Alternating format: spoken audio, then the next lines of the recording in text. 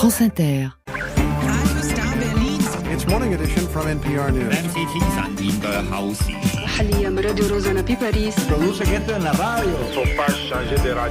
France Inter. Le 18-20. Fabienne Synthèse. Un jour dans le monde, c'est 365 jours après le 7 octobre ce soir.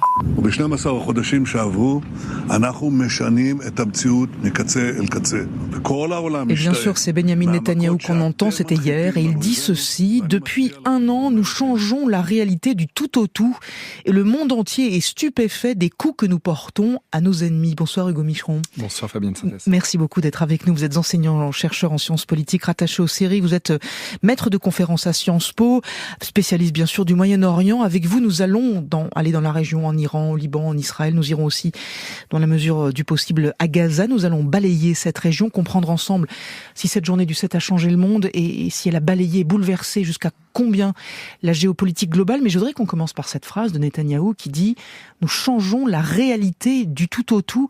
Il a même dit, la suite de sa phrase, c'était « Nous la changeons sur le terrain pour qu'il n'y ait plus de 7 octobre ». Est-ce que la réalité sur le terrain est changée, Hugo Micheron, désormais que nous avons 2, peut-être même 3 fronts si on ajoute l'Iran? Même probablement 7 fronts, c'est en tout cas ce qu'évoque l'armée israélienne. Oui, le monde a changé, le Moyen-Orient est en train de connaître des mutations extrêmement rapides et je pense que les effets vont se mesurer sur les semaines, les mois et les années à venir parce que incontestablement depuis le 7 octobre, ce qui se joue, c'est une série, même pas mais une série de bouleversements majeurs.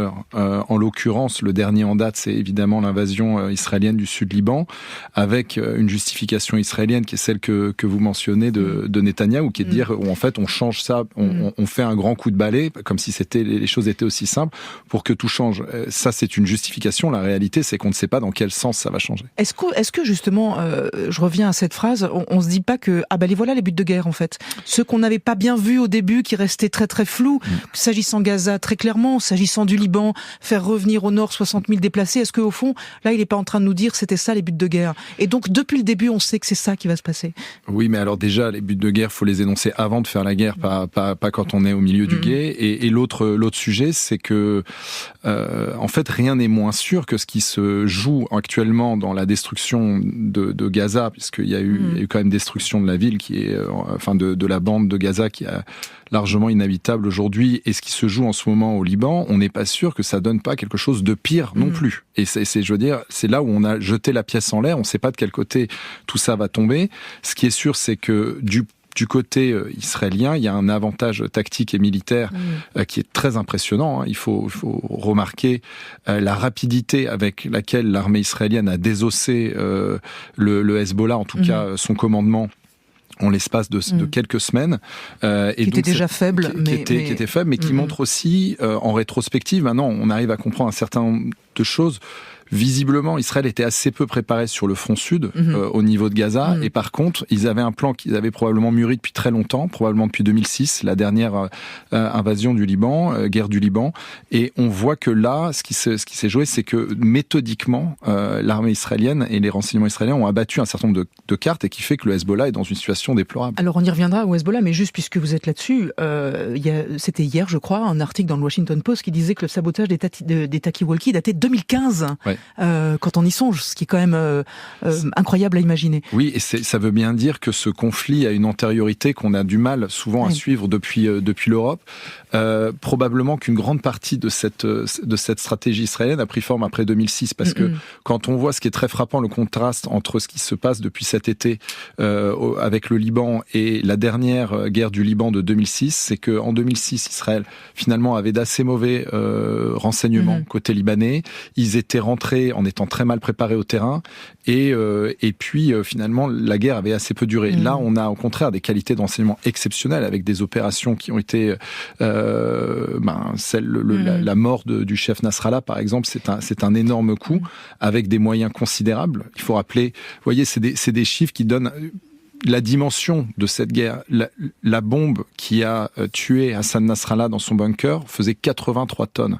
Elle a rasé 7 immeubles. Elle a tué Nasrallah qui était au 12e sous-sol. Vous voyez, il faut un nombre d'informations pour préparer ce type d'attaque qui sont absolument extraordinaires. Et donc oui, il y a des changements. Elle va entraîner des changements géopolitiques majeurs. À première vue, le Hezbollah est très affaibli. L'Iran aussi. Qu'est-ce qui va ressortir de ça ? La question est posée. On va y aller en Iran dans un instant. Une toute petite chose juste avant, vous parliez de renseignements. On dit, et vous me direz si ce que j'ai lu a du sens, que l'une des raisons pour lesquelles le Hamas n'a prévenu personne, et d'ailleurs ni le Hezbollah ni l'Iran, c'est précisément pour ça. Parce qu'ils savaient que le Hezbollah et l'Iran, le pays, étaient de toute façon truffés de micros d'Israéliens, d'espions, etc. Alors ça, c'est possible, c'est probable. Il y a une autre façon de voir les choses, c'est qu'en fait, à part le Hamas, et à vrai dire, à part le chef du Hamas, Yahya Sinwar, on voit assez mal qui, du côté gazaoui, avait intérêt à une guerre pareille. C'est-à-dire que, vraiment, entre le bilan humain et la destruction de Gaza, je suis pas sûr que les Gazaouis auraient voté des deux bras, des deux mains, pour ce résultat un an plus tard. Et à vrai dire, quand on regarde qui aujourd'hui a intérêt à ce que la guerre se prolonge, il y a Yahya Sinwar, et qui a intérêt, à vrai dire, à impliquer l'Iran, et qui a intérêt à ce que la guerre se prolonge au Liban. Et Benyamin Netanyahou, non ? Et Benyamin Netanyahou, qui est l'autre, qui réfléchit visiblement à cette guerre comme une opportunité pour redéfinir le Moyen-Orient. Ceux qui s'y sont essayés dans les 2 dernières décennies ont généralement eu de très mauvaises surprises. On se souvient très bien de l'avertissement de Joe Biden au début, c'était le 7 octobre, qui disait « Ne faites pas la même erreur que nous ». Oui, et pourtant, la diplomatie américaine s'est retrouvée alors tantôt piégée et tantôt à ne pas oser non plus jouer de toute l'influence qu'elle aurait pu avoir sur la façon dont Israël a conduit la guerre. Aujourd'hui, on se pose quand même la question de savoir quelles sont les autres pistes que la guerre. Parce qu'une fois que les dynamiques de guerre sont enclenchées, elles ont tendance à s'auto-nourrir. On y viendra là-dessus aussi, Guillaume Micheron. Je voudrais qu'on aille à Téhéran comme prévu. Bonsoir, Siavosh Ghazi. Bonsoir. Et merci beaucoup, Siavosh, d'être avec nous. Une question simple, vous êtes notre correspondant, bien sûr, à Téhéran. Pour commencer, à quoi ça ressemble l'état d'esprit de Téhéran aujourd'hui ? Est-ce qu'on attend la riposte de la riposte ? On sait qu'elle viendra, on ne sait pas où, ni à quel moment, mais on sait qu'on l'attend et qu'elle viendra ? Oui, absolument. C'est ce qu'on attend ici à Téhéran. Hier, par exemple, après la suspension des vols dans tout le pays pendant plusieurs heures décidée par les autorités, tout le monde s'attendait à une attaque imminente d'Israël contre l'Iran, une attaque qui n'est pas venue, mais tout le monde aujourd'hui attend encore donc une riposte israélienne. Est-ce qu'elle va viser, par exemple, les sites nucléaires ou les sites pétroliers ou électriques, on ne sait pas. Est-ce que ça va viser, par exemple, Téhéran? On ne le sait pas non plus. En tout cas, le pouvoir iranien semble préparé à répondre à toute riposte israélienne, notamment hier, en suspendant tous les vols à travers le pays pour permettre le lancement de nouveaux missiles contre Israël, puisque les autorités militaires iraniennes ont affirmé qu'en cas d'attaque israélienne, il y aura une réponse encore plus dure de la part de Téhéran. Vous dites le pouvoir, Siavosh Ghazi, est-ce qu'on dit la même chose dans la société civile qui attend, elle aussi, j'imagine, pas folle, elle sait aussi lire les informations. Est-ce qu'on attend là aussi dans une forme d'angoisse ou une forme, j'allais dire d'indifférence, je ne sais pas si le mot est adéquat, en tout cas d'attentisme, on va dire? Alors, la crainte et l'angoisse est dans tous les esprits, bien sûr, puisque une attaque israélienne provoquerait sans doute une réaction de Téhéran et donc pourrait engager l'Iran dans une guerre, une généralisation de la guerre dans toute la région. Tout le monde craint bien évidemment une telle guerre. Certains, donc une partie de la population soutient le pouvoir après qui a lancé donc 200 missiles contre Israël. Une autre partie de cette population ne l'approuve pas, bien évidemment, mais tout le monde craint l'engagement de l'Iran dans un engrenage qui pourrait emmener à une guerre généralisée dans toute la région. Merci à vous, Siavosh Ghazi. Merci vraiment, Hugo Micheron. Ce qui est très frappant, c'est que l'Iran donne des signes très contradictoires, en fait, depuis le début de cette crise. La riposte, on s'y attendait, parce que ne pas répondre, c'était encore plus humiliant que de se faire attaquer. Et en même temps, ces signes, on les entend. Le président n'est pas le même. Enfin, qu'est-ce qu'il faut en penser de ces signes contradictoires ? l'Iran a envoyé quand même un certain nombre, la République islamique d'Iran a envoyé un certain nombre de messages de faiblesse. Ils ont perdu la bataille de la dissuasion par rapport à Israël. C'est-à-dire que de la même façon qu'on a été très surpris de voir le niveau de préparation et de connaissance du terrain libanais et iranien par Israël, on a aussi constaté à l'inverse que la République islamique d'Iran finalement avait un certain nombre de faiblesses qu'on ne soupçonnait pas, notamment la profondeur de la compromission de son appareil sécuritaire. La mort de Ismail Haniyeh le 30 juillet, qui était un des chefs politiques du Hamas, qui vivait vraiment sous la protection, la plus haute protection des gardiens de la révolution iranienne, donc les plus hauts services de renseignement iraniens, il a été tué le jour de l'investiture du président dans un immeuble, dans un appartement ultra surveillé. Le message qui était passé, c'est que de toute évidence, Israël disposait de réseaux de renseignement puissants au sein de l'Iran, et depuis un certain nombre de papiers montrent jusque d'ailleurs au service qui était chargé de traquer les taupes du Mossad en Iran, qui visiblement était dirigé par une taupe du Mossad. Donc on a pu découvrir là une fragilité de l'Iran et une incapacité à défendre ses alliés. Il faut rappeler que le Hezbollah, c'est un peu le joyau de la couronne iranienne au Moyen-Orient, et pour beaucoup de militants de base du Hezbollah, ils ont été lâchés par l'Iran. Alors, mais l'ont-ils été ou pas? Est-ce qu'on peut dire ça Pour l'instant, l'Iran a été capable finalement n'a pas été capable de montrer à Israël dans cette guerre qu'il pouvait mobiliser ce fameux axe de la résistance au point de dissuader, si vous voulez, Netanyahou de pousser son avantage. Et donc là, la question, c'est de savoir si l'Iran en fait a les moyens, mais ils les ont pas encore montrés, ou s'ils sont vraiment à reculons. Et dans ce cas-là, jusqu'où pourra aller la situation actuelle? Et ça, c'est vraiment le propos qui est poussé en Israël, c'est de dire peut-être que c'est l'occasion de faire tomber la République islamique. Et bon, rien n'est moins sûr, évidemment. Je pense qu'il faut pas forcément parier là-dessus. Mais le scénario, si vous voulez, le suivant. S'il y a une guerre régionale, les États-Unis doivent soutenir Israël. Ils pourront pas faire autrement. Et l'Iran se retrouverait face à des ennemis beaucoup plus forts que lui.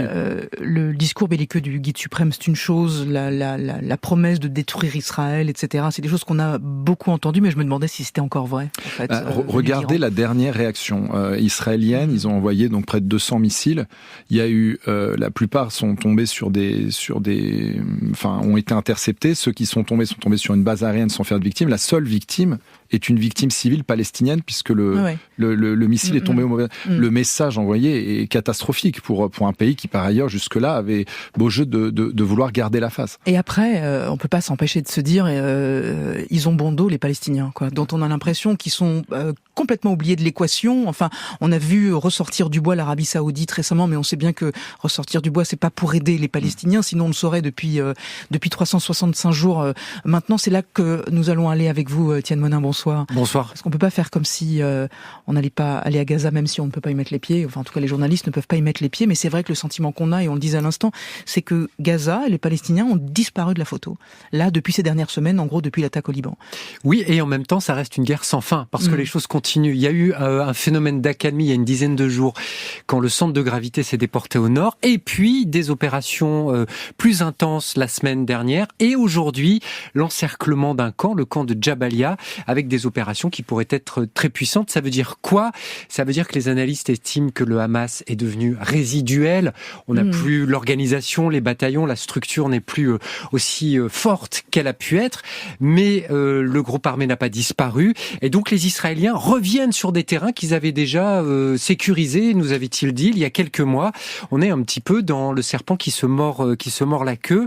Il y a eu pas mal de victimes la semaine dernière. Aujourd'hui, on est un petit peu inquiet sur ce qui pourrait se passer dans le secteur nord autour de Jabalia avec l'intervention de l'armée israélienne. Elle a donc en quelque sorte amoindri son dispositif, mais elle n'a pas tourné le dos. Donc c'est pas le début de la fin de l'intervention à Gaza. Militairement parlant, les signes qui sont envoyés disent tout sauf ça. Je croyais qu'on allait entendre un élément sonore, mais c'est peut-être juste après. Mais parlons des habitants. Mais parlons des habitants, absolument, voilà. Étienne. Les habitants, eux, vivent une descente. En fait, ce sont deux phénomènes concomitants. C'est-à-dire qu'on a une guerre sans fin et on a une descente aux enfers sans buter pour les habitants. Aujourd'hui, Gaza s'est faite briser. La société est effondrée. Il n'y a plus d'école. 600 000 enfants qui vont pas à l'école depuis un an. Il n'y a plus véritablement d'hôpitaux. On compte environ 2000 lits dans l'enclave pour une situation de guerre, plus des gens qui ont des maladies comme tout le monde et qui ne peuvent pas se faire soigner. L'agriculture est à genoux. Donc, problème pour l'alimentation, d'autonomie. Les camions rentrent de moins en moins parce qu'il n'y a plus de camions privés maintenant. Et même les camions qui rentraient étaient 2 fois moins importants qu'à l'époque où Gaza n'était pas sous le siège. Donc voilà la vie des gens. Au nord, on vit un peu dans des ruines. Au sud, dans des tentes. Et les deux sont séparés par une ligne militarisée, ce qui fait que certaines personnes ne peuvent plus accéder à la famille du nord et se sont plus parlé depuis maintenant depuis un an, le début de la guerre, c'est ça. Je vous propose d'écouter justement Yahya, qui est un jeune homme de 31 ans, qui a été déplacé 11 fois. Et son point de départ, c'était l'hôpital Al-Shifa, parce qu'il travaillait dans cet hôpital. Et bien, depuis le début de la guerre, il n'a pas pu toucher, on va dire, sa famille et ses parents. Ma famille a quitté l'hôpital Al-Shifa quand j'y étais encore en novembre. Ils sont restés dans le nord et depuis je ne les ai pas revus. Presque 10 mois, je crois 10 mois depuis novembre dernier. Donc ma famille est maintenant dans le nord de Gaza, je ne peux leur parler que par téléphone. Et je suis maintenant juste avec ma femme et mes 3 filles. Étienne, on viendra avec Hugo Micheron sur le côté résiduel, ce mot que vous avez prononcé tout à l'heure. Moi, j'ai quand même une autre question pour vous avant. Toujours Zéro Info sur un après Gaza. On se posait la question dès octobre dernier, mais on n'a toujours pas cette réponse-là.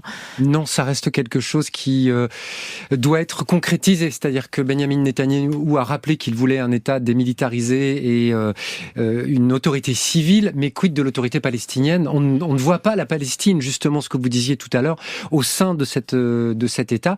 Et on se demande ce qui est en train de se passer dans le nord, puisqu'un ordre d'évacuation à nouveau a été prononcé et qu'il y a des officiels de l'armée sous l'impulsion d'un général qui ont lancé un plan il y a quelque temps en disant en gros on pourrait évacuer en fait les gens du nord, ça pourrait être intéressant pour la suite. Donc là on attend de voir comment les choses vont tourner à Gaza. Ce qui est sûr, c'est que c'est pas terminé, loin de là. Hugo Micheron, les Palestiniens hors de la photo et désormais le Hamas résiduel.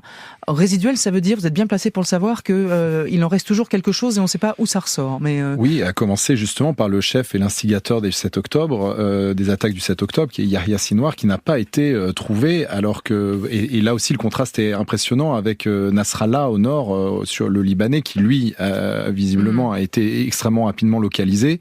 Yahya Sinwar, ça fait maintenant 1 an qu'il y a des opérations à Gaza pour le retrouver et qui se cache visiblement dans des dédales de souterrains sous Gaza. Donc, sur le plan militaire, encore une fois, le rapport de force est tout à fait favorable à Israël, mais il va falloir à un moment donné reconstruire Gaza. Et la question donc de l'avenir est toute posée. De savoir qu'est-ce qui va ressortir de ce champ de ruines que vous évoquez au nord et de ces tentes au sud. Et ressortir aussi de ces tunnels, effectivement, aller savoir qui, comme vous le dites, n'ont pas été explorés. J'y mets évidemment plein de guillemets. L'autre front où je vais vous emmener, c'est évidemment celui du Liban. Bonsoir Arthur Saradin. Bonsoir. Le Liban qui a encore vu tomber des bombes aujourd'hui, la nuit dernière. Arthur, l'effet de surprise, si on peut dire comme ça, est très largement passé. Est-ce que vous diriez que le Liban est installé dans une sorte de longue guerre maintenant ? Est-ce que c'est ça que vous entendez des civils, c'est parti pour quelque chose qui ne s'arrêtera pas de sitôt?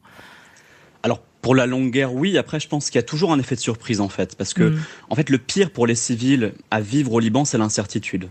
C'est le fait d'avoir tous les jours un bouleversement, une frappe sur la banlieue sud qui est déjà ravagée, puis une frappe plus forte le jour d'après. En fait, il y a une sorte de sentiment au Liban qui enracine à peu près toutes les peurs des Libanais, c'est l'incertitude. Se demander jusqu'où ira la guerre, quel prix les Libanais vont payer, parce que les Libanais, ils entendent les discours un peu jusqu'au boutistes, notamment de Netanyahou, sur l'éradication du Hezbollah, la libération du Liban. C'est quelque chose qui peut se traduire de manière extrêmement large sur le plan militaire. Parce que le Hezbollah, c'est pas seulement un groupe armé, c'est aussi des alliés, c'est aussi un groupe politique au Parlement, des écoles, des hôpitaux, des sympathisants, des électeurs qui se demandent, si eux aussi vont devoir passer sous le rouleau compresseur de la guerre pour atteindre cet objectif de destruction du Hezbollah. Avec toujours cette question sans réponse, Arthur, et c'est intéressant parce qu'on posait quasiment la même question tout à l'heure à Siavosh sur l'Iran. On s'interroge depuis le début sur où penche la population par rapport au Hezbollah, justement. Est-ce qu'on est-ce qu'on en a une meilleure idée aujourd'hui? Est-ce qu'on sait si à un moment la population penchera d'un côté ou de l'autre ou pas? Alors, pour l'instant, c'est vraiment très difficile d'y répondre parce que déjà, on n'a par exemple pas d'institut de sondage au Liban qui permettrait de montrer des tendances. Nous, ce qu'on observe sur le terrain, c'est qu'il n'y a pas un glissement massif d'opinion au sujet d'un Hezbollah qui, de toute façon, a historiquement divisé les Libanais. On a des sympathisants qui sont toujours très sympathisants et des opposants qui sont toujours très opposants. Et disons que la majorité des gens, maintenant, dans le vacarme du conflit, ils sont pas encore vraiment à désigner des coupables, mais plutôt à sauver leur peau. En fait, la question du Hezbollah, au Liban, elle pose plutôt la question de l'État. D'ailleurs, d'une manière générale, la guerre au Proche-Orient en ce moment, elle pose la question des États. Tout ce qui se passe en ce moment, la question de l'État palestinien, dont les Palestiniens ont été privés, qui survivent entre l'enclave de Gaza, la colonisation en Cisjordanie, la question de l'État israélien, qui aujourd'hui est kidnappé par une extrême droite qui est messianique, avec un projet théocratique et identitaire, et l'État libanais, qui lui est plutôt ravagé par ces anciennes milices de la guerre civile qui sont devenues des partis politiques. Et qui ont partagé un peu le territoire en bastions, eh bien, elle pose la question non seulement des faiblesses de ces États, mais surtout de la sécurité de ces populations. C'est des populations qui sont multi-traumatisées par l'histoire, par les guerres, par les massacres, et qui aujourd'hui sont prêts parfois à cautionner certains fanatismes pour, encore une fois, disons, échapper à la crainte existentielle de leur disparition. Arthur, merci beaucoup. Arthur Saradin, j'ai une question pour vous, Hugo Micheron, parce que vous connaissez bien ce pays en plus, avant d'aller en Israël rapidement. On parlait tout à l'heure du Hamas et on se disait qu'il était illusoire d'imaginer que le Hamas pouvait être éradiqué. Il y va de même, au fond, pour le Hezbollah. Je me demandais si la crainte était pas ensuite de voir arriver ce qu'on appelle une guerre sale, c'est-à-dire, et c'est peut-être ça l'après, en fait, c'est-à-dire le retour du terrorisme. On l'a bien vu pendant l'attaque iranienne à Tel Aviv, ce sont des Palestiniens là en l'occurrence qui ont fait une attaque au couteau. Est-ce que la vraie crainte dans cette région, c'est pas ça au fond? Si militairement tout le monde est inférieur à Israël, c'est vrai, mais en revanche par petits bouts peut-être pas. Oui, c'est en fait là, il y a un couvert qui s'est levé et en fait on est le nez sur l'actualité, mais on voit pas ce que la tectonique des plaques là est en train de changer. Et typiquement, certes, le Hezbollah était un ennemi, mais vraiment paradigmatique d'Israël, mais le Hezbollah avait aussi d'autres ennemis, et notamment le Hezbollah, par exemple, et c'est pas du tout pour souligner, je veux dire, quoi que ce soit de positif par rapport à ce groupe, mais c'est celui qui a empêché Daesh de prendre pied au Liban, par exemple, dans la dernière crise syrienne. Donc ce que je veux dire, c'est qu'en fait, vous affaiblissez un acteur, le vide va être rempli par un autre, et notamment au Liban, où, comme ça a été très bien rappelé, il y a ce qui reste aussi d'une guerre civile, avec tout un tas d'acteurs qui vont se saisir de la faiblesse, en tout cas du chaos actuel. Donc il faut ne pas perdre de vue la situation en Syrie, et ça je le dis depuis 1 an. Il faut bien voir ce que l'affaiblissement de l'axe iranien, qu'on appelle l'axe de la résistance iranien, va créer comme nouvelle dynamique. Il n'y a pas que la guerre, si vous voulez, au jour le jour. Allons rejoindre Thibault Lefebvre. Pardon Thibault, bonsoir Thibault, qui est à Jérusalem. Bonsoir. Thibault, racontez-nous d'abord à quoi ressemblait cette journée. Elle n'est pas finie, puisque l'intervention de Benyamin Netanyahou, on l'attend. Mais ça a été une journée évidemment très particulière chez vous à Jérusalem. Oui, tout à fait. Ouais. Une journée de cérémonie, même juste à côté de chez moi, il y a actuellement une chanteuse devant des soldats. Il y a en ce moment aussi une cérémonie populaire qui a commencé il y a une demi-heure. Alors à l'origine, cette cérémonie populaire devait rassembler 40 000 personnes dans le plus grand parc de Tel Aviv. Pour des raisons de sécurité, ils ne sont finalement que 2000, mais il y a à travers le pays 300 écrans géants qui ont été donc installés un peu partout pour rassembler le plus de monde possible. Aucune intervention d'hommes politiques, c'est une exigence des organisateurs, mais il y a depuis tout à l'heure des familles de victimes et d'otages qui se succèdent sur la scène. Il y a des artistes dont vous n'avez jamais entendu parler, mais qui se succèdent aussi sur cette scène. Je peux vous parler de Shalom Ranor ou Shlomo Arti. Et donc c'est une cérémonie humaine avec de la musique, de l'émotion et du public, et qui contraste évidemment avec l'autre événement de la soirée, la commémoration officielle avec Benyamin Netanyahou, dont on attend le discours. Cette commémoration officielle dans la ville d'Ofakim, à seulement quelques kilomètres de Gaza, qui elle est enregistrée à huis clos et qui sera diffusée dans un peu plus d'1 heure sur toutes les télévisions. Et merci à vous Thibault Lefebvre, merci vraiment. J'ai 2 questions pour terminer, Hugo Micheron. Plus personne, vous l'avez dit, ne peut anticiper sur ce que la guerre permettra de gagner. Donc il faut que quelqu'un se pose la question dans l'autre sens en fait. Qu'est-ce que la paix permettra de gagner? Qui aujourd'hui se pose cette question? Très peu de monde, et c'est là aussi, d'ailleurs on en parle assez peu, mais le rôle des autres États arabes. Il n'y a pas que, je veux dire, il n'y a pas que l'ONU, il y a aussi tout un tas de puissances arabes qui sont très influentes dans la région, à commencer par l'Arabie Saoudite, qui à un moment donné vont devoir se positionner et trouver des solutions. Une toute dernière aussi, parce que je l'ai sous les yeux, vous écrivez un papier qui sort maintenant dans Gros Continent et qui s'appelle « La Première Guerre mondiale informationnelle ». Informationnelle, on comprend. Moi, ce qui m'a frappé, c'est guerre mondiale. Oui. On est dans une guerre mondiale informationnelle. Oui, et il va falloir... Et en fait, c'est le cœur de tout, c'est le nœud gordien de ce qui se passe, des répercussions aussi du 7 octobre et de la guerre à Gaza sur l'Europe. C'est parce qu'il y a une guerre mondiale informationnelle. Depuis le 7 octobre, en fait, on a une production de contenu extraordinairement élevée sur tous les réseaux, avec un investissement de toutes les communautés qu'on peut imaginer en ligne, plus ou moins à risque. On a les pro-russes, les pro-turcs, les pro-iraniens, tout un tas de myriades de groupes israéliens. On a évidemment tous ces groupes de l'axe de la résistance que j'ai mentionnés, qui se mobilisent non seulement pour produire du contenu autour de Gaza, mais aussi pour utiliser Gaza pour dire totalement autre chose et poursuivre d'autres buts politiques. Et ça se répercute de fait dans les débats des démocraties européennes. Et je pense que c'est très important de réussir à mettre le doigt sur cette dimension mondiale et cette dimension de guerre informationnelle qui est en fait le connecteur entre ce que beaucoup de gens ne comprennent pas, c'est-à-dire comment un événement qui se produit sur le sud, des attaques dramatiques sur le sud d'Israël, suivi d'une guerre qui se passe au Proche-Orient, comment tout ça peut rétroagir aussi fortement sur les débats publics européens. On a entendu mondial, j'espère qu'on n'entend pas irréversible aussi. Non, il y a beaucoup de choses à faire, mais une fois qu'on a pris conscience de ça, c'est à partir de là, une fois qu'on a posé ce diagnostic, qu'on peut agir, mais il y a beaucoup de choses à faire, je crois. Hugo Micheron, merci mille fois. Merci vraiment beaucoup de votre passage. Vous êtes enseignant-chercheur en sciences politiques rattaché au CERI, vous êtes maître de conférence à Sciences Po. Merci vraiment. Un jour dans le monde, ça continue avec Christian Chesneau qui est là et qui reviendra sur les paradoxes d'Israël avec Cyril Sauvageau aussi et la BO du Monde. En attendant, quand même, Michael Kiwanuka, Floating Parade sur France Inter.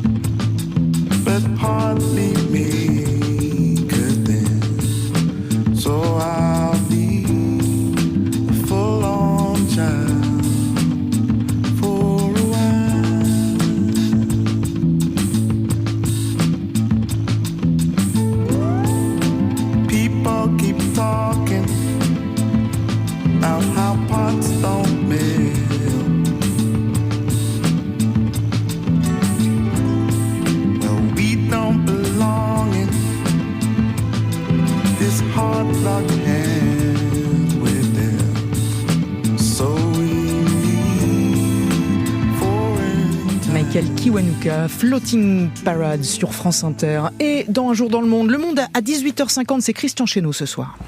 How dare you? Fabienne Synthèse.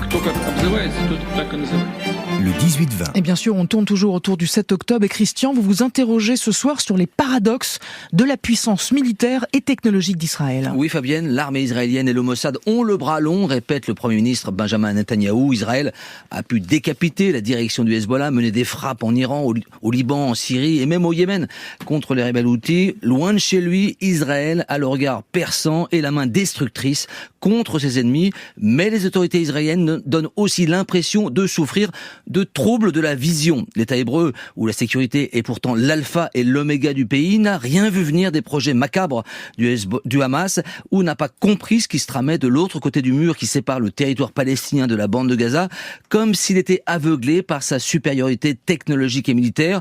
Pourtant, la tragédie du 7 octobre s'est déroulée sur le pas de sa porte, ou plutôt chez lui, ce qui constitue la fin d'une certitude pour les Israéliens, celle de la sanctuarisation de leur territoire. Alors, autre paradoxe, Christian, Israël a une supériorité dans le ciel, mais pas forcément à terre. Oui, on peut dire que l'armée israélienne a quasiment la maîtrise des airs pour attaquer avec sa flotte de chasseurs bombardiers, F-15, F-16, F-35, et pour se défendre avec son dôme de fer et son système patriote. Ses ennemis libanais, palestiniens, syriens, yéménites ou iraniens, eux, ne peuvent réaliser. Leurs seules armées aériennes, ce sont des missiles et des drones. Il n'y a donc pas de match. En revanche, au sol. La balance se rééquilibre un peu, on le voit en ce moment au Liban. L'armée israélienne bombarde massivement, mais fait preuve d'une grande prudence à terre. Ses incursions sont limitées dans le temps et dans l'espace, comme si elle redoutait le feu adverse. Dans les collines du sud Liban, l'avantage est à la défense. Les soldats et les blindés israéliens sont beaucoup plus vulnérables parce qu'en face d'eux, ils doivent affronter des combattants aguerris, bien équipés, qui disposent de nombreuses caches et de tunnels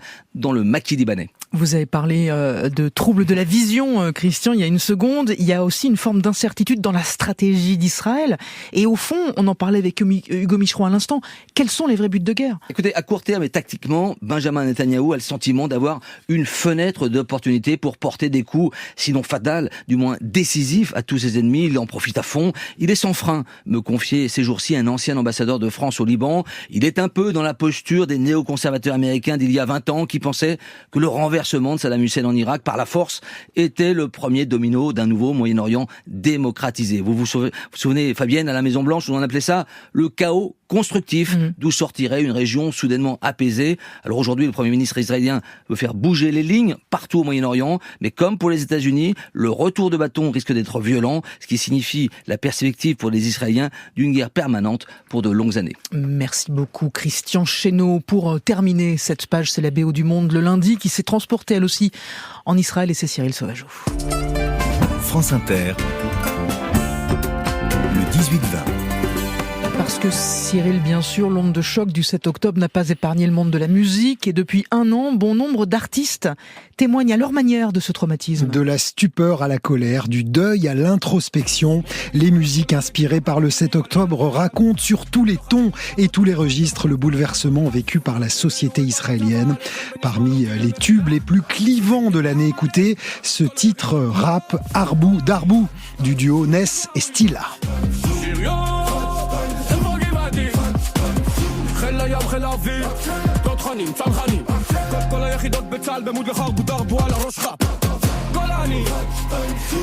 Un texte ouvertement militariste qui énumère les unités de l'armée israélienne et appelle à la vengeance.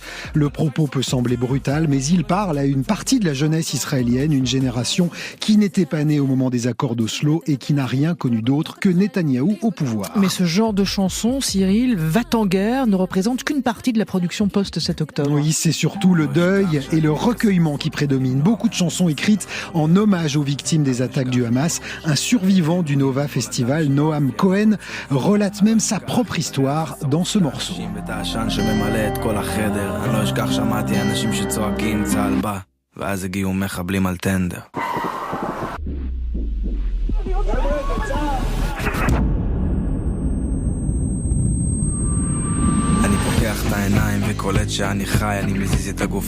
Récit terrible, brut de décoffrage où le rescapé raconte comment il s'est retrouvé piégé sous les corps d'autres victimes et comment il a pris la fuite dans la panique. Ici, c'est une ex-otage, Mia Limberg, qui prend le micro. Vous vous souvenez peut-être de cette toute jeune femme lorsqu'elle a été libérée par le Hamas avec son chien. L'image avait fait le tour du monde. Mia chante ici en duo avec le chanteur israélien Aviv Geffen.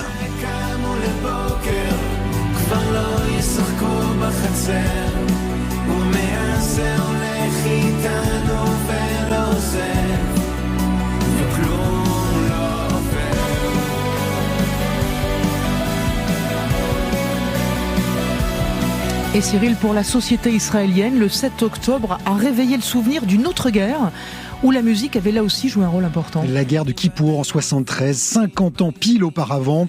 Musicalement, c'est l'époque du folk et de la vie en communauté, un idéal que partagent alors les habitants des kibboutz en Israël, comme le groupe Gevatron avec son hymne post-guerre, Le blé pousse à nouveau. 50 ans plus tard, les musiciens se sont retrouvés cette année pour une version actualisée en hommage aux otages.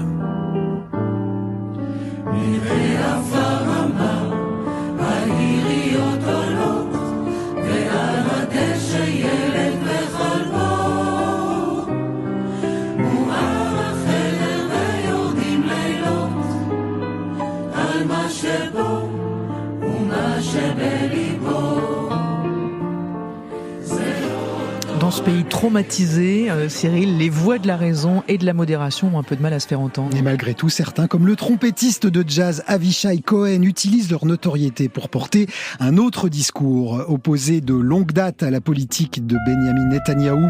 Avishai Cohen se désole de voir Israéliens et Palestiniens à la merci de leurs dirigeants. Il veut croire à un avenir en commun et c'est le message de son nouveau disque Ashes to Gold, composé sur les cendres du 7 octobre.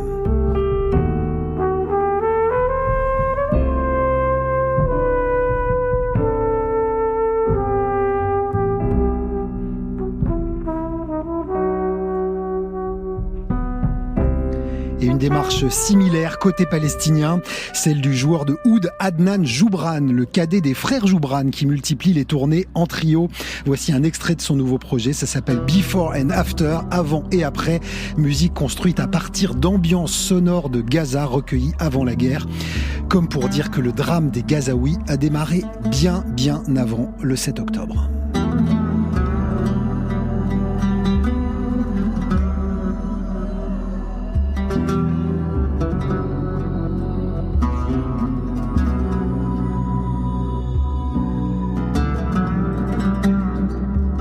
Cyril, merci beaucoup.